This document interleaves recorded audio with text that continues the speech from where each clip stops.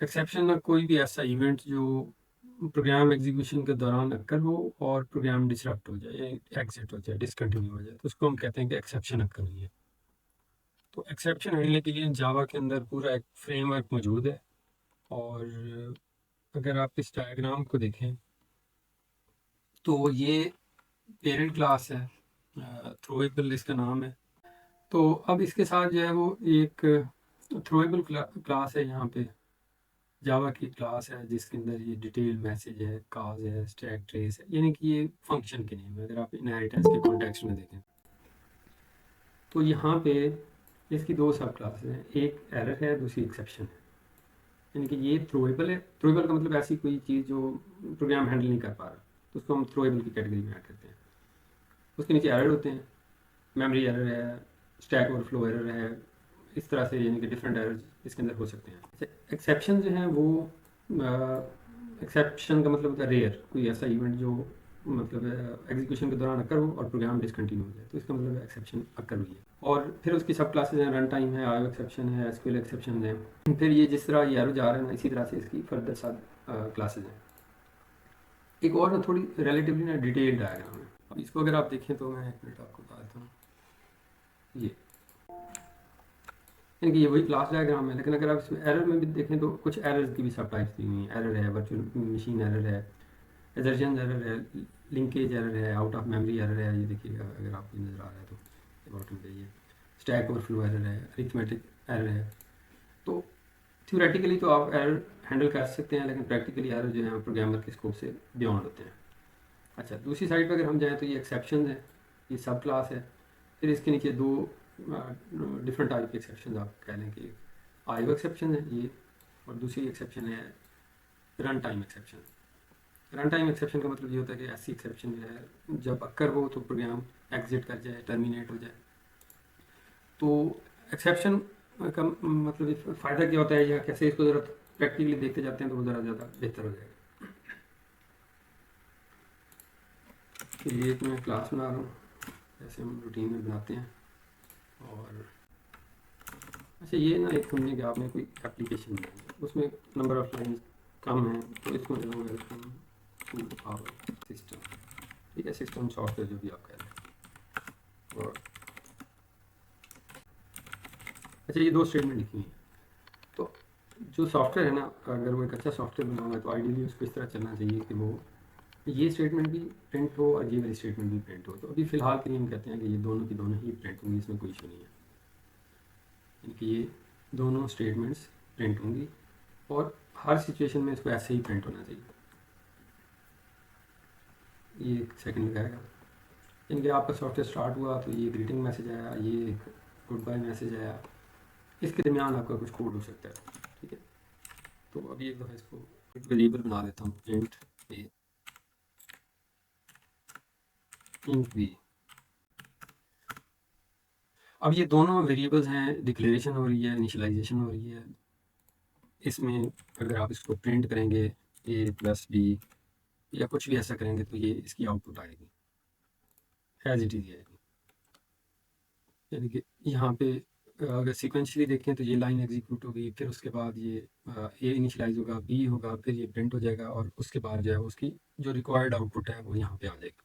यानी इसमें कोई ऐसी, ये अगर आप इसको यहाँ पे देखें तो ये इसकी आउटपुट है। अब हमारा जो टारगेट है, ये एक अच्छे सॉफ्टवेयर को चलना चाहिए, तो ये दोनों लाइन एग्जीक्यूट होनी चाहिए। अब सपोज करें ये एक वेरिएबल है, इसके अंदर कोई भी वैल्यू आ सकती है। अगर मैं इसमें जीरो दे देता हूँ और मैं यहाँ पे डिवाइड ऑपरेटर यूज कर लेता हूँ, अब इसके साथ क्या होगा कि एक्सेप्शन क्या होती है कि during the execution of program कुछ ऐसा इवेंट अक्कर हो जिससे वो सॉफ्टवेयर एग्जिट कर जाए या टर्मिनेट कर जाए।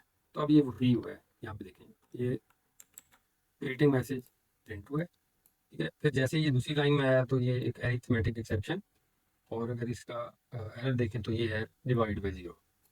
अब डिवाइड बाई ज़ीरो जो है ना, ये एक अरिथमेटिक ओवरफ्लो होता है, तो ये सॉफ्टवेयर को टर्मिनेट कर देता है। अपेरेंटली तो ये ठीक है सॉफ्टवेयर ना, इसमें कोई कंपाइल टाइम पे कोई इशू नहीं आ रहा, तो इसको चलाएंगे तो ये चल जाएगा। लेकिन बी है, इसके अंदर ज़ीरो आएगा तो फिर ये नहीं यानी रन होगा। तो इसका मतलब ये है कि हमें कुछ ऐसा करना है कि ये वाला सॉफ्टवेयर हर तरह की सिचुएशन में रन हो।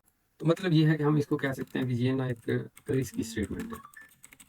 ठीक है ना, ये प्रॉब्लम क्रिएट कर सकती है। यानी आप समझे कि यहाँ पे 2 लाइन्स भी हो सकती हैं, कई हज़ार लाइन का कोड भी हो सकता है, फंक्शन कॉल्स भी हो सकती हैं, लेकिन आपका सॉफ्टवेयर प्रॉपर तरीके से रन हो और प्रॉपर तरीके से टर्मिनेट हो। अब यहाँ पे ना फिर एक चीज़ आती है जिसको हम कहते हैं एक्सेप्शन हैंडलिंग। एक्सेप्शन हैंडलिंग में होता क्या है कि जावा के अंदर एक एक्सेप्शन हैंडलिंग का फ्रेमवर्क है। एक ब्लॉक होता है जिसे हम कहते हैं ट्राई ब्लॉक, एक होता है कैच ब्लॉक, एक होता है फाइनली ब्लॉक, और कुछ और चीज़ें भी होती हैं। तो फिलहाल के लिए मैं इसी को फोकस कर रहा हूँ कि ट्राई ब्लॉक है और कैच ब्लॉक। तो होता ये है कि जब भी आप कोई ऐसी स्टेटमेंट देखते हैं जो कि रिस्की है, रिस्की से मुराद वही है कि ये किसी सिचुएशन में ये एग्जिट कर सकती है। दूसरी बात ये देखिएगा, ये जो एरर है ना, ये उसने कंपाइल टाइम पे डिटेक्ट नहीं किया। तो इसका मतलब ये है कि ये रन टाइम एरर है। यानी अगर मैं ऐसे लिख देता हूँ तो आप देखें ये उसने कह दिया कि ये जो सिंबल है ये डिक्लेयर्ड नहीं है, तो ये कंपाइल टाइम एरर है। यानी ये जो रेड हुआ हुआ है ये कंपाइल टाइम एरर है। लेकिन जो ये लिखा हुआ था ऐसे, तो ये एक रन टाइम एरर है, तो जो लेटर ऑन कभी भी आ सकता है। तो अब मैं ऐसा करता हूँ कि मैं कहता हूँ कि जी इसको हम ट्राई ब्लॉक में लिख देते हैं। लेकिन ये एक स्ट्रक्चर है जावा प्रोवाइड करता है इस तरह की जो रिस्की स्टेटमेंट्स हैं उनको हैंडल करने के लिए। Try opening ending brackets. अच्छा, इसके बाद फिर क्या होता है कि इसके बाद या तो फाइनली, मतलब एटलीस्ट वन फाइनली तो एक ही होगा फाइनली, या कैच ब्लॉक। ब्लॉक जो है ये क्या करता है कि इसमें अब ये जो एक्सेप्शन आई है ना ये वाली, अगर आप इसको ज़रा अंडरस्टैंड करें तो ये जावा की क्लास है जिसके अंदर लैंग का पैकेज है और उसके अंदर ये क्लास पड़ी हुई है। अब ये जो क्लास है ना, इस तरह का एरर क्रिएट हुआ, ये एक्सेप्शन क्रिएट हुई है। तो यहाँ पे मैं वही वाला आर्गूमेंट दे दूंगा। ई जो है कोई वेरिएबल है, इसको टेम्प कह दें, कुछ भी कह दें, एक वेरिएबल है। यहाँ पे हम एक रिकवरी या एक मैसेज बताते हैं कि जी सपोज करें अरिथमेटिक ओवरफ्लो, ठीक है, ये एरर है। अच्छा, अब ये जो काम किया है मैंने, इसको हम कहते हैं हमने एक्सेप्शन को हैंडल किया। तो एक्सेप्शन से मुराद ये होता है कि कोई ऐसा रेयर इवेंट जो अकर हुआ और उसने सॉफ्टवेयर को टर्मिनेट कर दिया। एक्सेप्शन एक्चुअली वर्ड उसी से एक्सेप्ट नहीं होता, जैसे एक्सेप्शनल वहाँ से। तो अब मैं इसको रन करता हूँ। टारगेट हमारा ये था कि ये जो पहली स्टेटमेंट है ये भी रन होनी चाहिए और ये लास्ट स्टेटमेंट भी रन होनी चाहिए। तो पहली तो ऑब्वियसली चलेगी, लेकिन यहाँ पे प्रॉब्लम क्रिएट हो रहा था, तो यहाँ से वो टर्मिनेट हो रहा था। अगर यहाँ वैल्यू ठीक होगी तो वो चल जाएगा, नहीं होगी तो वो एरर दे जाएगा। तो इसको रीरन कहते हैं। अब ये है कि ये वाली लाइन जब एग्जीक्यूट होगी, यहाँ पे एक्सेप्शन थ्रो होगी। अब जैसे एक्सेप्शन थ्रो होगी तो इसके बाद एक कैच ब्लॉक होगा। उस कैच ब्लॉक की टाइप थ्रो होने वाली एक्सेप्शन से मैच कर रही है, तो ये कैच ब्लॉक एग्जीक्यूट हो जाएगा। और फिर उसके बाद क्या होगा कि फिर वो, अगर आप यहाँ पे देखें तो आउटपुट में क्या आया, पहली स्टेटमेंट आई, जो ट्राई ब्लॉक है वो एग्जीक्यूट नहीं हुआ, फिर अरिथमेटिक कैच में आ गया और फिर वो लास्ट स्टेटमेंट भी एग्जीक्यूट हो गई। तो जो हमारी रिक्वायरमेंट थी वो पार्शली कंप्लीट हो गई। तो ये जो ऐसा करना है इसको हम कहते हैं एक्सेप्शन हैंडलिंग। इसमें ये ट्राई ब्लॉक में रिस्की स्टेटमेंट लिखते हैं और कैच ब्लॉक में आप रिकवरी स्टेटमेंट लिख सकते हैं। तो अब एक्सेप्शन की ना काफ़ी सारी टाइप्स हैं, जैसे मैं ये डायग्राम यहाँ पे दिखा रहा था। ये रन टाइम एक्सेप्शन है, नंबर फॉर्मेट एक्सेप्शन है, नल पॉइंटर एक्सेप्शन है, अरिथमेटिक, ये जो अभी मैंने यूज़ किया है। अच्छा, अगर मैं यहाँ पे लिख देता हूँ नल पॉइंटर एक्सेप्शन, कहाँ पे, इस ब्लॉक के अंदर, ये नल पॉइंटर एक्सेप्शन। अब ज़रा देखें, ये है तो एक्सेप्शन का ब्लॉक, जो यहाँ पे एरर अकर हो रहा है ये उससे मैच नहीं कर रहा। तो अब फिर क्या होगा कि यहाँ पे एक्सेप्शन जनरेट होगी, वो ऑब्जेक्ट इस कैच ब्लॉक ये ट्राई करेगा उसको हैंडल करने की, तो इससे मैच नहीं करेगा, सॉफ्टवेयर टर्मिनेट हो जाएगा। तो अभी अगर हम इसको देखें तो ये इसको टर्मिनेट हो जाना चाहिए। हुआ क्या है यहाँ पे कि कैच ब्लॉक हमने लिखा हुआ है लेकिन रेलेवेंट टाइप नहीं है या उस तरह की टाइप नहीं है। अब अगर आप इसको देखें, ये जो डायग्राम है, कल भी मैंने आपको बताया था कि ये सारी की सारी ना एक जैसी टाइप्स हैं, तो सारी सब टाइप्स हैं प्रोबेबल की।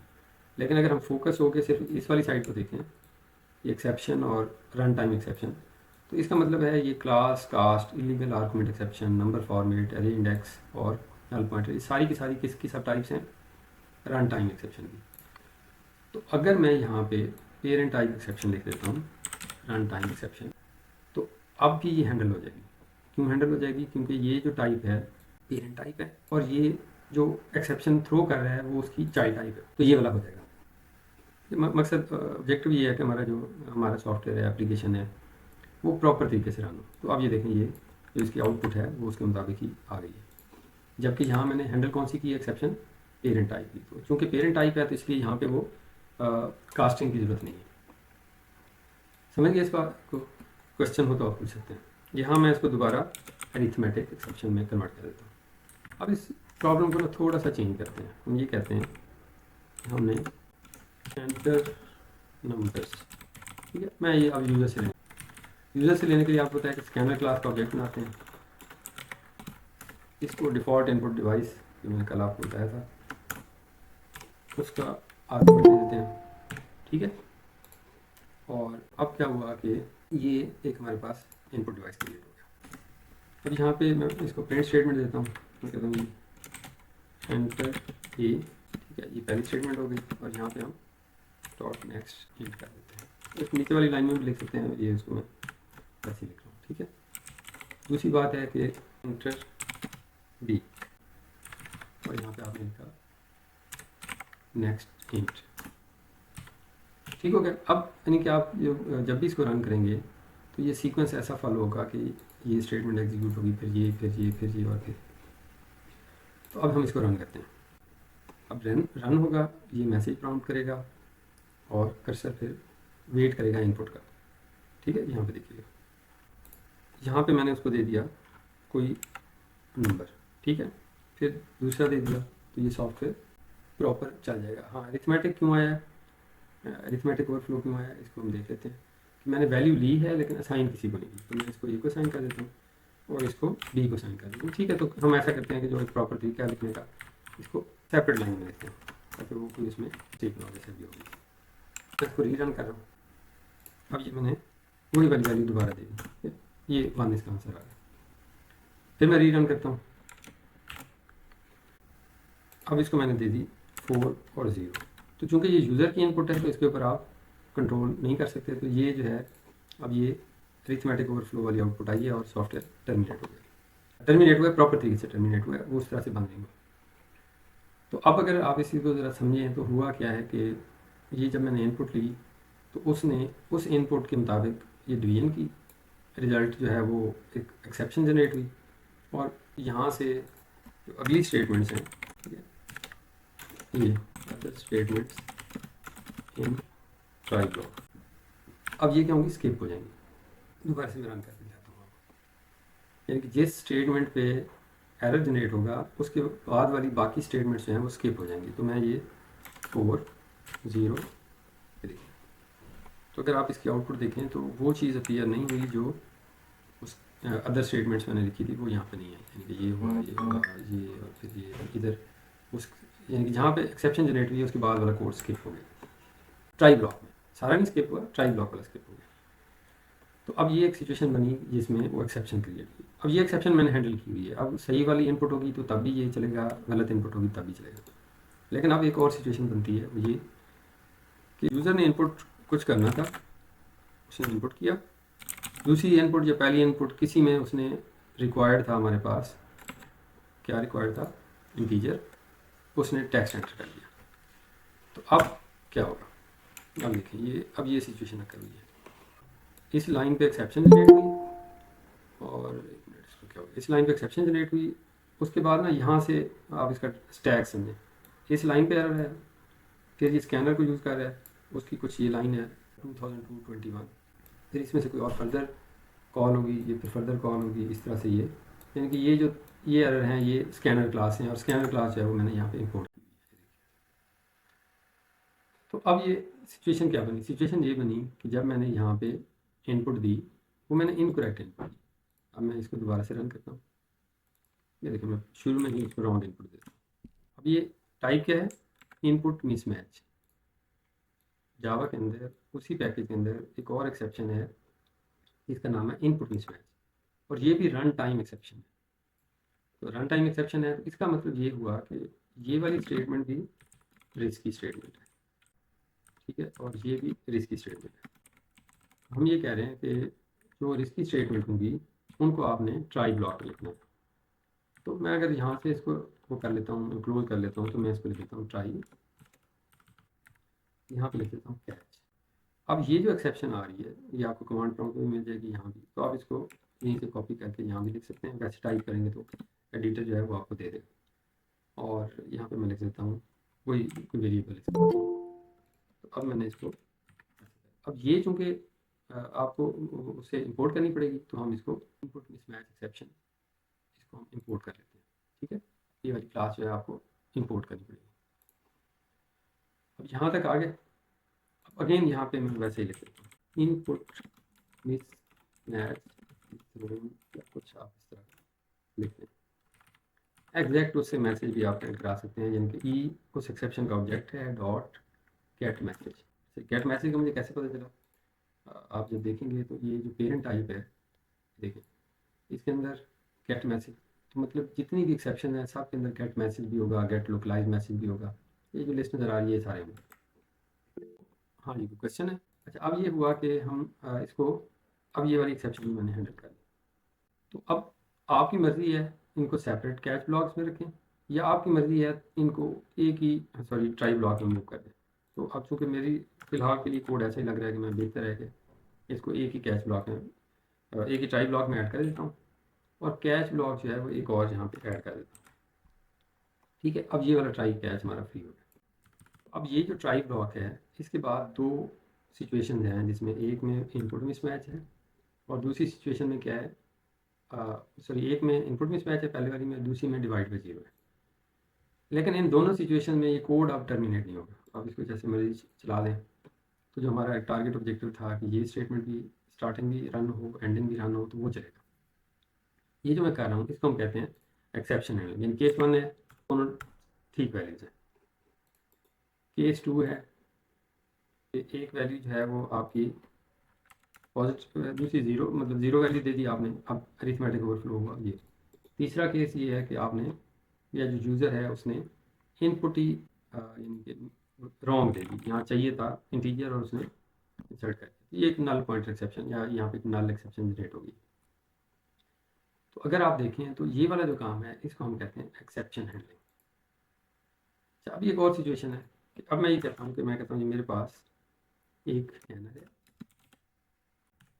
अब ये कुछ ऐसा लिखते हैं। अब सिचुएशन ये होगी कि स्कैनर क्रिएट होगा, बल्कि इसी वाले को ही हम इसी तरह से यूज़ कर लेते हैं कि आपने स्कैनर क्रिएट किया, लेकिन आप उसको इनिशियलाइज़ करना भूल गए यहाँ पे, या खुद से आपने नल से इनिशियलाइज़ कर दिया। अब मैं इसको रन करता हूँ। ये सारी जो चीज़ें हैं ये हो कहाँ पे रही हैं, रन टाइम में। कंपाइलर इसको डिटेक्ट नहीं कर पा रहा। अब देखिए, अब एक और एक्सेप्शन आ गई जिसका नाम है नल पॉइंटर एक्सेप्शन। ये क्यों आई है, क्योंकि जो ऑब्जेक्ट है यहाँ पे इसके अंदर नल है, और नल से जब आप कोई फंक्शन कॉल करते हैं तो वो वर्क नहीं करता, ये नल पॉइंटर एक्सेप्शन थ्रो करता है। तो अगर मैं आपको बताऊं, जो शुरू में मैंने काम स्टार्ट किया था वो ये कि ये पहली लाइन चलनी चाहिए, फिर उसके बाद जो है वो लास्ट वाली लाइन जो गुड बाय वाली स्टेटमेंट थी वो भी चलनी चाहिए। तो ये नहीं चल रही, इसका मतलब है कि इसमें हमें एक और कैच ब्लॉक लगाना पड़ेगा। ये इसके अंदर हम एक्सेप्शन हैंडल करेंगे नल पॉइंटर एक्सेप्शन, और ये नल पॉइंटर एक्सेप्शन थ्रो, बल्कि यहाँ पे वो कैच होगी तो हम इसको क्या करेंगे कॉल। अब ये हो गया, जितनी रिस्की स्टेटमेंट हैं वो हम इसमें ऐड करते जा रहे हैं। ये रिस्की है, ये रिस्की है, ये रिस्की है, इवन ये फंक्शन कॉल भी रिस्की है। क्यों कि इसमें हो सकता है नल हो। तो अब ये यहाँ तक ही हो गया। अब इस करंट सिनेरियो के अंदर इसको जो मर्ज़ी कर लें, इसकी आउटपुट जो है वो यानी लास्ट स्टेटमेंट ये प्रिंट होगी हर सूरत, अगर कि कोई सिस्टम एरर ना हो। तो मैं इसको वापस इसको इनिशियलाइज कर देता हूँ। आपने ये नोट किया है कि ये कंपाइल टाइम पे एरर डिटेक्ट नहीं हुआ। बाद का ज़रूरत ये होती है कि आप किसी वेरिएबल को नल इनिशियलाइज कर लेते हैं और लेटर ऑन उसको रेफरेंस असाइन करते हैं। तो अब मैं इसको दोबारा से इनिशियलाइज कर देता हूँ जैसे पहले किया हुआ। ठीक हो गया। ये देखें, जो मैं ये आपको बता रहा था कल, आपको याद होगा कि इन क्या है, ये स्टैंडर्ड इनपुट डिवाइस, यानी कि स्टैंडर्ड इनपुट स्ट्रीम का एक ऑब्जेक्ट है। ये आपको नज़र आ रहा है। ये वैसे ही चूँकि वो सामने आ गया तो इसलिए मैंने बता दिया। जावा के अंदर एक्सेप्शन हैंडलिंग का तरीका ये होता है कि जो रिस्की स्टेटमेंट्स होती हैं उनको आप ट्राई ब्लॉक में लिख देते हैं और फिर उसके बाद आप कैच ब्लॉक लिखते हैं। हाँ, आपके ज़हन में आ रहा है कि जी कोई और एक्सेप्शन भी यहाँ पे आ सकती है। मिसाल के तौर पे यहाँ पे देखें, नंबर फॉर्मेट एक्सेप्शन, ठीक है, नंबर फॉर्मेट एक्सेप्शन। सपोज करें जी आपने सारा कुछ ठीक चल रहा है, ये प्रिंट एफ यूज़ किया, यहाँ पे आपने दिया परसेंटेज एक्स, यहाँ लिख दिया ए डिवाइड बाई बी। हाँ जी, ये भी चाहिए हमने आपका। तो अब ये स्टेटमेंट ना मैंने प्रिंट एफ वाली यूज़ किया। अब हम ऐसा करते हैं कि हम इसको प्रॉपर वैल्यू देते हैं ताकि दरमियान में कोई एरर ना आए। अब ये चला और यहाँ पे ये रन हो गया। अगर मैं यहाँ पे कुछ और लिख देता हूँ, जैसे कि बी लिख देता हूँ या कुछ और लिख देता हूँ, फिर देखते हैं क्या करता है। हाँ जी, फिलहाल के लिए वो उसको रन कर रहा है, बी रन कर रहा है। मैं एक्चुअल में ये आपको बताना ये चाह रहा था। सपोज करें ये मैंने ऐसा लिखा हुआ है और यहाँ पे कोई मैं स्ट्रिंग दे देता हूँ, तो अब ये इसको कोई ना कोई एक्सेप्शन देनी चाहिए, क्योंकि ये प्रिंट एफ जो है वो बी जो होता है वो बुलियन के लिए होता है और ये स्ट्रिंग इसको हम दे रहे हैं। तो देखते हैं कि क्या आउटपुट आती है यहाँ पे। हाँ जी, ये लकीली ये चलता जा रहा है, ट्रू प्रिंट हो गया। तो अगर सपोज करें ये इसमें किसी जगह पे कोई नंबर का कोई मसला आ गया, या मैं इसको ऐसे लिखूँ, ट्राई करते हैं, तो मैंने ऐसे लिख दिया, तो ये एक्सेप्शन ना समटाइम्स अगर होती है। अच्छा, पर ये नहीं क्रिएट हो यहाँ पे। तो आपके जहन में है, जैसे मेरे जहन में आ रहा है कि यहाँ पे ये कुछ एरर आना चाहिए। ये मैंने फॉर्मेट स्पेसिफाई दिया है, डेटा मैं उसको डिफरेंट दे रहा हूँ, तो ये प्रिंट करता जा रहा है। तो आप अगर ये चाहते हैं कि कोई 2-3 एक्सेप्शन एक ही जगह हैंडल कर लें, तो आप यहाँ पे कोई नंबर फॉर्मेट एक्सेप्शन इस तरह से और करके भी 2 एक्सेप्शन आप यूज़ कर सकते हैं। इनके एक है, ये दूसरी है, वेरिएबल इसका एक ही है और मैसेज भी उसका एक ही है। तो मल्टीपल एक्सेप्शन भी हैंडल कर सकते हैं, ठीक है। अच्छा, अब ये हुआ कि मैंने वैल्यू रीड की और मैंने एक इंटीजर टाइप की मैंने एरे बना दी। एरे को मैंने 2 वैल्यूज असाइन करी, ये और ये, यानी जो 2 मैंने वैल्यू कीबोर्ड से रीड की थी वो मैंने एरे को असाइन कर दिया। और फिर मैंने एरे का कोई जो इंडेक्स है उसको प्रिंट कर दिया। 0 प्रिंट करेंगे फाइन, 1 प्रिंट करेंगे फाइन, 2 प्रिंट करेंगे। तो अगेन ये देखिएगा, ये एक कंपाइल टाइम है, क्योंकि ये आप देखें तो नज़र आ रहा है आपको कि इसके इंडेक्सेस ही 2 हैं और ये मैं 3 को कॉल कर रहा हूँ। तो अब अगर सारा कुछ स्मूथ चल रहा है तो फिर यहाँ पे इसको एक्सेप्शन देनी चाहिए। अगर आप एरे यूज़ करते हैं तो उसमें कहीं ना कहीं इसका आपको सामना करना पड़ेगा। तो ये 1 है, ये 2 है और ये अब ये अगेन एक्सेप्शन। तो मतलब ये है कि ये वाला एरर जो है वो फिर क्रिएट हो गया। अब इस वक्त जो एरर है उसका नाम है array index out of bounds exception. तो अब मैं फिर इसका कैच ब्लॉक ऐड करता हूँ, एरर एक्सेप्शन। अब ये देखें, आप ना सारी पॉसिबिलिटीज हैंडल करते जा रहे हैं। ये भी कर ली, इनपुट में स्लैश वाली, डिवाइड बाई जीरो वाली भी कर ली, नल पॉइंटर वाली भी कर ली, एरे इंडेक्स वाली भी कर ली। लेकिन अगर आप इधर ही जाएँ तो इधर बहुत सारी एक्सेप्शन है। क्लास कास्ट है, इलीगल आर्गुमेंट है, नंबर फॉर्मेट है, ठीक है, ये बहुत सारी एक्सेप्शन है। अब मैं सारी जो मुझे पता थी वो मैंने कर ली, लेकिन फिर भी मैं एक ना सेफ साइड पे रहने के लिए मैं इसके बाद ये रन टाइम एक्सेप्शन हैंडल कर लेता हूँ यहाँ पे, क्योंकि इसके बाद मैं यहाँ पे कैच रन टाइम एक्सेप्शन। अब ये देखिएगा, अब होगा ये कि इसके अंदर अगर कोई भी एरर ऐसा आता है एक्सेप्शन जो कि इसकी सब टाइप है, तो वो इधर से एरर जनरेट होगा, यहाँ से एक्सेप्शन वो इससे मैच करेगा, इससे मैच करेगा, इससे मैच करेगा। अगर इन सब में से किसी से मैच नहीं होती तो वो इससे मैच हो जाएगी, अगर उसकी टाइप रन टाइम एक्सेप्शन है। तो अब ये रन टाइम एक्सेप्शन की वजह से तो कम से कम ये सॉफ्टवेयर टर्मिनेट नहीं करने लगता। फिर हम क्या करते हैं, फिर हम कहते हैं कि हो सकता है कि और तरह की भी एक्सेप्शन आ जाए, तो हम उसकी जो पेरेंट एक्सेप्शन है वो यहाँ पे हैंडल कर लेते हैं, ठीक है। ये कोई कोई भी एक्सेप्शन, यानी कि वो अब ये ना ये इसकी जो इंटेली है, ये उसकी आप इंटेलिजेंस कह लें, या तो उसने डिटेक्ट कर लिया कि ये वाली सिचुएशन अभी इस कोड में नहीं होने लगी। बाद का हम टेस्टिंग के लिए ना खुद से भी कोई एक्सेप्शन बना लेते हैं। जैसे मैं कहता हूँ ये न्यू थ्रो न्यू एक्सेप्शन। अब ये एक और चीज़ आ गई, इसमें थ्रो एक कीवर्ड है जो कोई भी कस्टम एक्सेप्शन जनरेट करने के लिए यूज़ किया जाता है। तो ये मैंने खुद से कर लिया है। अब जब ये एक्सेप्शन या अगर मैं इसको फिलहाल के लिए रन टाइम कर देता हूँ ताकि इंक्रीमेंटली हम इसको दें, तो अब क्या होगा कि जब भी ये कोड सही तरीके से चलेगा, यानी कि मैं इसके एरे वाला एरर भी ख़त्म कर देता हूँ, इस कोड में एरर कोई नहीं है। अगर मैं इसको रन करता हूँ तो 1 बाई 1 वो, यानी कि पहले आपसे डाटा लेगा ए का, फिर बी का, फिर कुछ और था तो वो होगा, डिवीजन होगी, एरे को साइन होंगे, यानी कि मैं आप इसको ना सारी की सारी वैल्यू जो है वो वैलिड देता हूँ। तो अब हुआ क्या ऐसे, ये देखिए रन टाइम एक्सेप्शन अकर हुई है। अब रन टाइम एक्सेप्शन कैसे अकर हुई है, ये अभी आपको मैंने यहाँ से बताया था। ये मैं चेक करना चाह रहा था कि ये एक्सेप्शन जो है उसने हैंडल की है या नहीं की। अच्छा, अब अगर मैं यहाँ पे एक्सेप्शन जनरेट कर लेता हूँ, ये वाली न्यू एक्सेप्शन, तो अब जब ये ऑब्जेक्ट क्रिएट होगा तो ये कैच ब्लॉक ट्राई करेगा, इससे नहीं होगा, फिर ये ट्राई करेगा, फिर ये ट्राई करेगा, ये रन टाइम। अब अगर इस डायग्राम को या रिलेटिवली जो सिंपल डायग्राम है इसको जहन में रखें, तो मैंने ये रन टाइम एक्सेप्शन ये हैंडल की। अब ऑब्जेक्ट मैंने ये क्रिएट किया हुआ है एक्सेप्शन का, तो क्या एक्सेप्शन का जो ऑब्जेक्ट है वो रन टाइम को साइन हो सकता है, नहीं हो सकता? ये कल वाले क्वेश्चन से रिलेवेंट किया कि अगर एक्सेप्शन का ऑब्जेक्ट हो तो क्या रन टाइम को साइन कर सकते हैं, नहीं कर सकते? रन टाइम वाला एक्सेप्शन को कर सकते हैं, ये श्योर है। तो अब अगर मैं इसको दोबारा से देखूं तो ये मैंने जो एक्सेप्शन जनरेट की है या थ्रो की है, ये एक्सेप्शन जो इस लाइन में आपको नज़र आ रही है, ये इनमें से किसी से भी हैंडल नहीं होगी। ये वाला जो एक्सेप्शन ब्लॉक है ये इसको हैंडल कर सकेगा। ठीक है, तो अब मैं इसको रन करता हूँ। हाँ, ये बात समझ रहे हैं? कोई अगर आपके दिन में क्वेश्चन हो तो आप ज़रूर कीजिएगा। मैं दोबारा से इसको देखिएगा इनपुट दे रहा हूँ। अब ये देखिए, ये जो स्टेटमेंट है ना ये वाली, ये मैंने उसमें लिखी थी एक्सेप्शन वाले में। तो इसका मतलब ये है कि सारी की सारी जो स्टेटमेंट्स हैं ऊपर वो स्किप हो गई हैं, यानी कि ये जो है, ये जो एक्सेप्शन क्रिएट हुई है वो इन कैच ब्लॉक के बस की बात नहीं थी। ठीक है। अच्छा, इस डायग्राम में दोबारा देखिए, सबसे पेरेंट टाइप कौन सी है? थ्रोएबल। तो अब मैं यहाँ पे ना थ्रोएबल लिख देता हूँ। ठीक है, ये थ्रोएबल क्रिएट हुई। अब साथ ही उसने मुझे कह दिया है कि ये जो एक्सेप्शन है ना ये कहीं हैंडल ही नहीं हुई। कैसे उसको पता चला?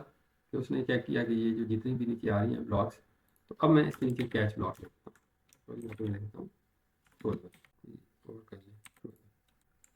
अब जरा इसका फ्लो देखें कि मैंने ऑब्जेक्ट ये रिमूव हो गया। अब मैं एक्सेप्शन जनरेट करता हूँ थ्रोएबल की।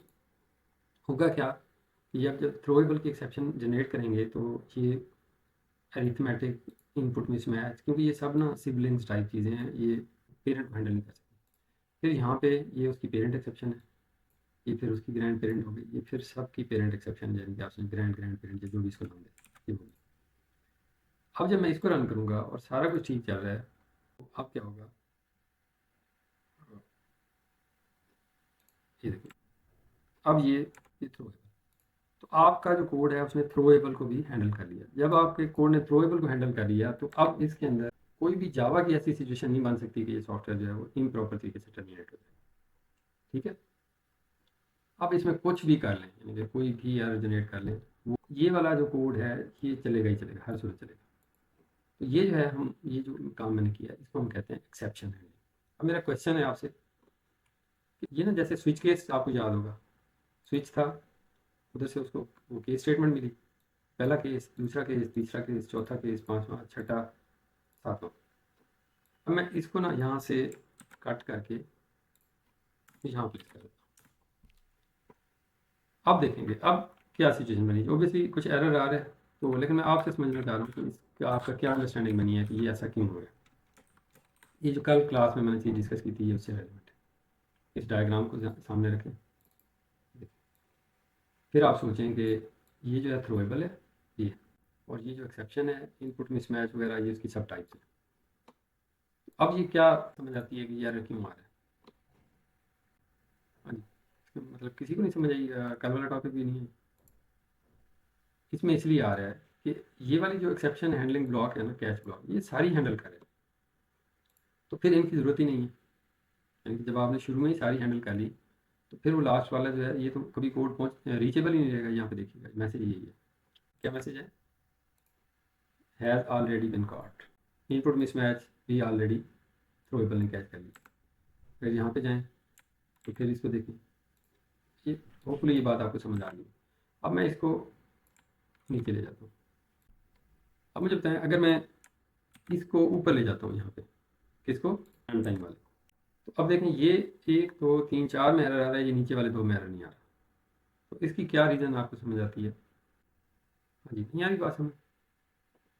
इसकी रीज़न ये है कि ये पेरेंट टाइप है इन 4 क्लास की, तो इसके ऊपर भी वही एरर आएगा कि जी this has already been caught ये भी वही, यहाँ भी वही है, यहाँ भी वही है, लेकिन इधर वो नहीं है। इधर क्यों नहीं है? क्योंकि ये उसकी पेरेंट टाइप। तो अब अगर मैं इसको नीचे ले जाऊँ, तो अब इसको देखें, तो इसका मतलब ये है कि जब भी आपने एक्सेप्शन हैंडलिंग करनी है तो आपने क्या करना है कि आपने पहले चाइल्ड एक्सेप्शन हैंडल करनी है, जो आपको पता है जितनी आप कर सकते हैं। फिर उसके बाद जो है आपने वो जो उसकी पेरेंट टाइप है उसको हैंडल करना है। हाँ जी, कोई क्वेश्चन है आपके ध्यान में? किसी का भी क्वेश्चन नहीं, चले अच्छा अभी इसको देखते जाएं। फिर अब ये हो गया। एक्सक्यूज सर, जी जी। सर अगर हम ये थ्रोएबल या रन टाइम एक्सेप्शन से कर सकते हैं सारा काम, तो फिर हमें सेपरेट इनकी सब टाइप्स लगाने की क्या जरूरत है?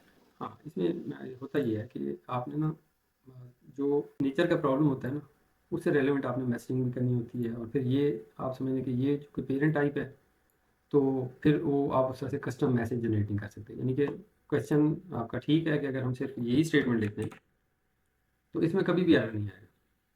लेकिन अगर आप एक सिनेरियो देखें कि आप ना अपना एडमिशन फॉर्म फिल कर रहे हैं और उसके अंदर 15-20 फील्ड दिए हुए हैं और नीचे आप सबमिट का बटन प्रेस करते हैं, तो अगर आपको पिन पॉइंट करके एरर बताएगा तो वो ज़्यादा आपके लिए आसानी होगी। अगर वो जेनेरिक कोई मैसेज दे देता है तो वो फिर जो है वो उस तरह से अप्रोप्रिएट नहीं है। तो इसलिए जो नॉन एक्सेप्शन है वो आप इसी तरह से हैंडल करें। हाँ, ऐसा कुछ कर सकते हैं कि आप कोड कम करने के लिए ये इस तरह से और करते जाएँ, यानी कि आप सपोज करें नल पॉइंटर भी इधर ऊपर डाल दें, पाइप साइन का इस तरह लगाते जाएँ। और यहाँ पे कोई और जैसे लीगल आर्गुमेंट एक्सेप्शन है या कोई इस तरह की जो एक्सेप्शन है वो आप इस तरह से कर सकते हैं। तो आंसर आपका ठीक है, क्वेश्चन ठीक है कि ये सबको हैंडल कर लेगी, तो इसकी क्या ज़रूरत है? ज़रूरत इसकी इसलिए है कि ये आपने जो रेलिवेंट काम होता है, सपोज करें हो सकता है अरिथमेटिक के ओवरफ्लो के केस में आपने कुछ और काम करना हो, यानी ये एक किस्म का ना रिकवरी ब्लॉक है आपका। तो अरिथमेटिक के केस में आपने कुछ और करना हो, इनपुट मिसमैच में कुछ और करना हो, नल पॉइंटर में कुछ और करना हो, तो ये फिर उसके मुताबिक जो है वो उसकी ज़रूरत चेंज होती जाएगी।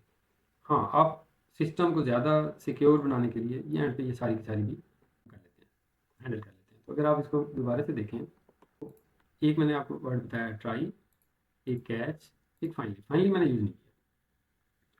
अच्छा, फाइनली होता है जैसे आपको स्विच केस याद है ना, उसमें एक डिफ़ॉल्ट होता था, ये कुछ उस तरह की चीज़ है। तो ये हर सूरत में चलता है, यानी डिफ़ॉल्ट से अगर इसको मैच ना कीजिएगा, लेकिन ये है कि ये फाइनली अब ये भले एरर आए या ना आए, किसने एग्जीक्यूट होना है। तो मैं आपको ना इसको रन करके दिखाता हूँ। हमारे हमारे यहाँ पे एक एक्सेप्शन पड़ी हुई है थ्रूएबल, मैं इसको कमेंट कर रहा हूँ।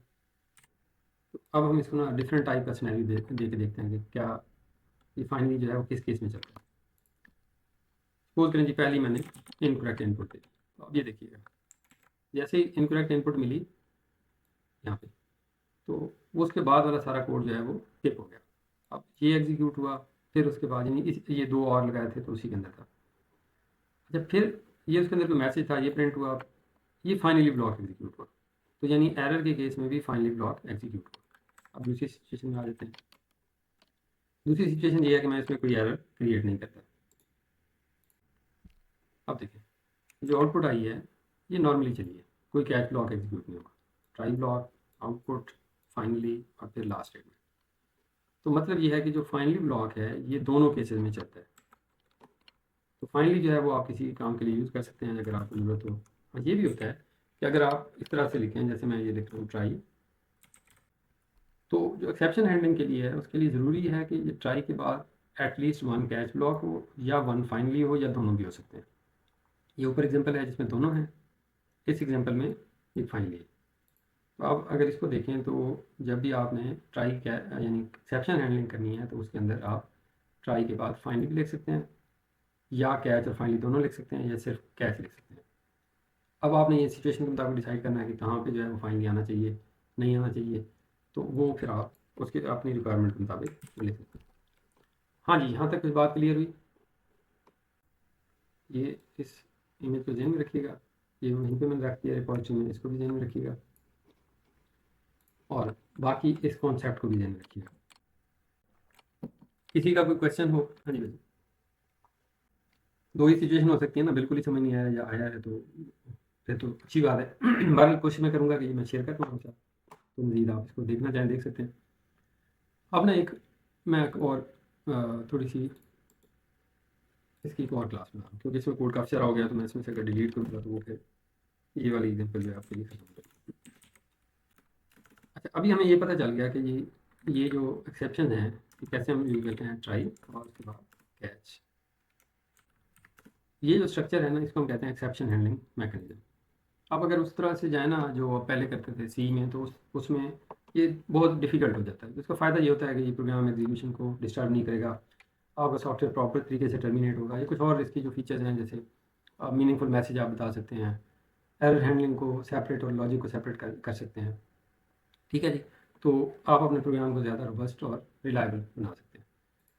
तो यहाँ पे देखें तो यहाँ से ना इसकी दो ब्रांचेज बन रही हैं, एक है रन टाइम एक्सेप्शन, दूसरी आई और भी हैं, मतलब मैं इस पर फोकस कर रहा हूँ, ये आई एक्सेप्शन। अब ये दोनों ना डिफरेंट तरह के एक्सेप्शन है। यानी सपोज करें मैं यहाँ लिखता हूँ आई एक्सेप्शन, इसको हम इंपोर्ट कर देते हैं। अब वो ये बता रहा है कि इसके अंदर एक्सेप्शन अक्कर ही नहीं हुई, यहाँ पे नहीं बता रहा, हालांकि एक्सेप्शन यहाँ भी अक्कर नहीं हुई। इन दोनों सिचुएशन को देखें, ये भी एक एक्सेप्शन है, यहाँ से हमें पता चला ये नजर आ रहा है। अच्छा, ये भी एक्सेप्शन है, लेकिन एक एक्सेप्शन में एरर देता है, दूसरे में नहीं देता।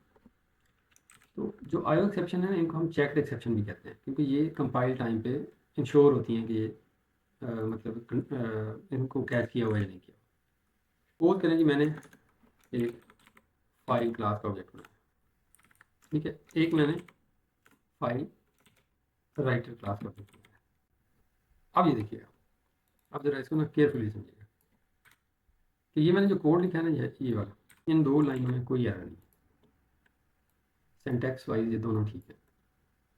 लेकिन ये वाला वो कह रहा है जी ये कोड तब चलेगा जब आप एक्सेप्शन हैंडल करेंगे। ये देखिए मैसेज में आपको बता देता हूँ क्या लिखा हुआ है, अनहैंडल्ड एक्सेप्शन।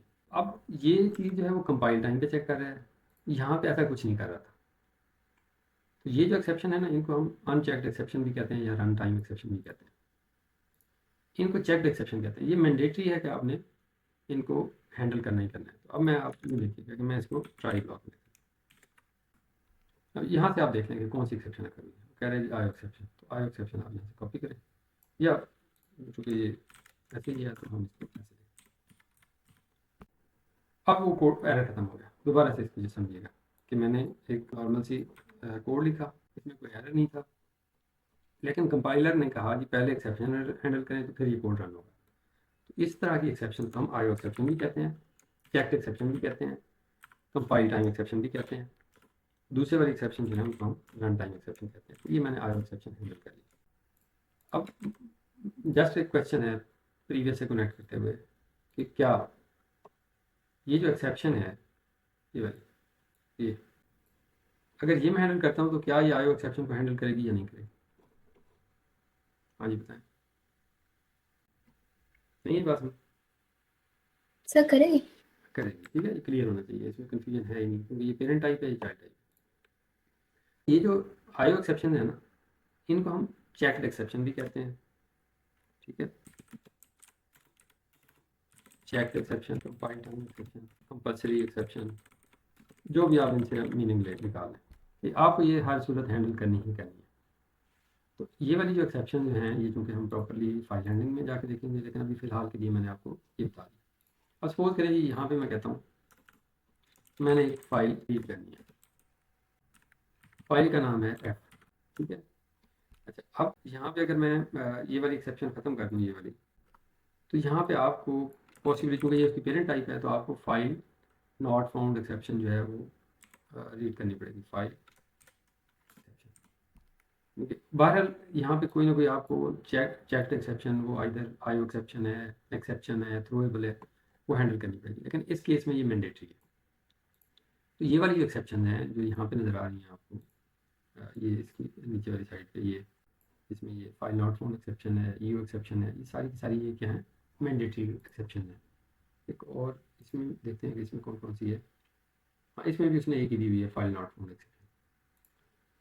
तो अगर आपसे कोई क्वेश्चन करता है कि जी रन टाइम एक्सेप्शन कौन सी हैं और कंपाइल टाइम एक्सेप्शन कौन सी हैं, तो ये जो आयो एक्सेप्शन है ये सारी की सारी ये कंपाइल टाइम एक्सेप्शन है, क्योंकि आयो एक्सेप्शन ये जितने भी नाम लिख रहा हूँ ये क्लासेस भी नहीं। ठीक है जी यहाँ तक। अच्छा, बस एक आध चीज़ और फिर मैं इसको वाइंड अप करता हूँ। फिर एक सिचुएशन आ जाती है, यहाँ पे देखें, मैं कहता हूँ एंड ए 10 0, ठीक है, डिवाइड, इसमें ये पास कर देता हूँ, ठीक है। अच्छा, अब ये इसमें ये देखिएगा, एक इंटरेस्टिंग फीचर ये है कि आप इस तरह का फंक्शन बना भी सकते हैं। देखिए खुद ही क्रिएट कर दिया ये, तो इसको मैं यहाँ पे डबल वो कर देता हूँ और मैं यहाँ से रिटर्न कर देता हूँ। अब इसको रन करें तो क्या होगा, वही अरिथमेटिक एक्सेप्शन। लेकिन आप ज़रा इसको समझें तो ये उसका मैसेज उस तरह के स्टैक की तरह का है, यहाँ से इसमें यानी कि पहले ये लाइन 6 पे फिर 12 पे, तो इस तरह से वो डिवाइड बाई 0 का मैसेज है, यानी लाइन 6 से फिर लाइन 12 पे यहाँ पे एरर जनरेट हुआ। तो अब ये वाला जो है ना, ये वाली एक्सेप्शन, अब ये आपके ख्याल में कहाँ पे हमें हैंडल करनी चाहिए, ट्राई कहाँ पे लिखना चाहिए, फिर ये यहाँ पे। चलें दोनों केसेस देख लेते हैं, मैं अभी इसको ट्राई देखते हैं क्या करता है। ठीक है, एरर अकर हुआ और वो कैच हो गया। तो मतलब ये है कि यहाँ से ये फंक्शन कॉल हुआ, इस फंक्शन ने डबल रिटर्न करने की बजाय एक एक्सेप्शन का ऑब्जेक्ट रिटर्न कर दिया। तो जब एक्सेप्शन वाला ऑब्जेक्ट यहाँ पे आया तो उसका कोरिस्पॉन्डिंग कैच ब्लॉक मौजूद था और वो उसने उसको हैंडल कर लिया। ठीक है, ये भी हो सकता है कि हम public static void divide two, यहाँ पे हम ऐसे करते हैं कि ए और यहाँ से डिवाइड, ठीक हो गया। अब यहाँ पे हम करते हैं return A divide by B. अब क्या होगा, ये क्या होगा, अच्छा ये डबल आना, सॉरी ये डबल। अब ज़रा इसको समझें, अब इसका एरर मैसेज देखते हैं, उसको समझते हैं कि ये एक्सेप्शन किस तरह ट्रैवल करती है या ट्रैवर्स करती है, या उसका स्टैक कैसे बनता है। ये देखिए, ठीक है। अच्छा, अब हुआ ये है कि यहाँ पे स्टैक लिमिट होती है ना, उतनी देर चला है और फिर ये मैसेज क्या आया यहाँ पे, स्टैक ओवरफ्लो एरर। तो ये एक किस्म का एरर क्रिएट हो गया। एरर क्यों क्रिएट हुआ है, क्योंकि वो जो स्टैक होता है ना जिसमें कॉल्स पुश हो रही होती हैं, यानी कि जो फंक्शन कॉल्स हैं इस तरह स्टैक बन रहा होता है, तो उसकी ना लिमिट होती है कि उसमें कितनी कॉल्स पुश हो सकती है। तो वो जब उस लिमिट से ज़्यादा दफ़ा कॉल हो जाता है तो वो ये इस तरह का एरर देता है। आपने देखा होगा एक फोरम बना हुआ है स्टैक ओवरफ्लो, पहले तो बहुत यूज़ होता था, अब वो चूँकि और तरह के टूल आ गए हैं तो वो ज़्यादा यूज़ नहीं होता। तो ये एक किस्म की एक्सेप्शन जो है वो आपस में उसको वो कर रही है, लूप कर रही है। अगर मैं यहाँ पे 2 लिख दूँ अब क्या होगा, यानी उस वक्त वो सेम फंक्शन को कॉल कर रहा था, अब क्या होगा, हाँ जी आपने तो बताया, पहले वो उसी फंक्शन को खुद ब खुद कॉल कर रहा था। अब क्या होगा, अब ये होगा कि यहाँ पे ये इसको कॉल करेगा, यहाँ से एरर जनरेट होगा। अब हम देखते हैं, ये लाइन नंबर 22 है, ये 18 है और इसको रन करते हैं। एरर अकर मैं इसकी एक्सेप्शन हैंडल ना करूँ, ये देखिए। अब ये उस तरह का ना स्टैक बनाया जो आपको स्कैनर के केस में नज़र आ रहा था। पहला यहाँ से एरर, यहाँ से कॉल गई इस लाइन को, यहाँ पे एक्सेप्शन आ गई, फिर यहाँ पे एक्सेप्शन आई, तो फाइनली जो एरर रिटर्न हुआ वो ये है। अब ये एक्सेप्शन आती कहाँ पे, यहाँ पे देखिएगा, एक्सेप्शन इन थ्रेड में। थ्रेड क्या होता है, ये एक प्रोसेस है जो ऑपरेटिंग सिस्टम में चल रहा है। अगर आप इसको इधर से देखें तो आपको ऑपरेटिंग सिस्टम की जो डिटेल्स होती हैं उसमें आ रहा होता है कि ये कितने प्रोसेस चल रहे हैं, है ना। जैसे ये देखें, ये तो यहाँ ही वो एक थ्रेड की फॉर्मेट में प्रोसेस चल रहा है और फिर उसके बाद जो है वो टर्मिनेट हो जाता है। तो यहाँ पे इसको ज़रा समझिएगा कि ये जो एरर आया है ये थ्रेड मेन में है। तो मेन जो है as a thread operating system पे चल रहा होता है और वो फिर एंड हो जाता है। तो सिंपली जो मैं बताना चाह रहा था कि अगर हम इसको वो वापस ले आए उसी सूरत में जैसे पहले था, और मैं यहाँ पे अगर ऐसा करूँ कि इसमें ना उसकी जो एग्जैक्ट ट्रेल है ना वो भी आप गेट कर सकते हैं, मेरे में इसमें फंक्शन नहीं आ रहा। ये देखिए, ये तो उसने बता दिया कि स्टैक ट्रेस जो है वो रिटर्न हुआ है। तो इसी तरह से अगर मैं डॉट इसको गेट मैसेज करूँ, गेट मैसेज डिवाइड बाई 0 है, फिर इसी तरह से था एक गेट लोकलाइज मैसेज। देखते हैं कि वो उसकी आउटपुट क्या आ रही, dot gate localise message divide by 0। तो यहाँ पे जो गेट मैसेज है वो आप प्रिंट करके उसका जो मैसेज है वो एग्जैक्टली वही प्रिंट कर सकते। तो इसमें मैंने आपको सिर्फ एडिशनल ये बताया है कि जो एक्सेप्शन हैं वो अगर इस तरह से फंक्शन के अंदर फंक्शन कॉल हो रहे हो तो वो फिर उनका ट्रेस कैसे बनेगा या कहाँ पे उसको हैंडल करेंगे, यहाँ करें, इधर करें, यहाँ पे करें, तो जहाँ भी करेंगे वो किसी एक जगह आपको हैंडल करनी पड़ेगी। मेरे ख्याल में मैं इसको अभी फ़िलहाल के लिए इधर वाइंड अप करता हूँ। आपके में क्वेश्चन है करें, ताकि हम कोई चीज़ ऐसी है जो कि शायद मैं मतलब सही नहीं कन्वे कर सका, तो उसको हम देख लें दोबारा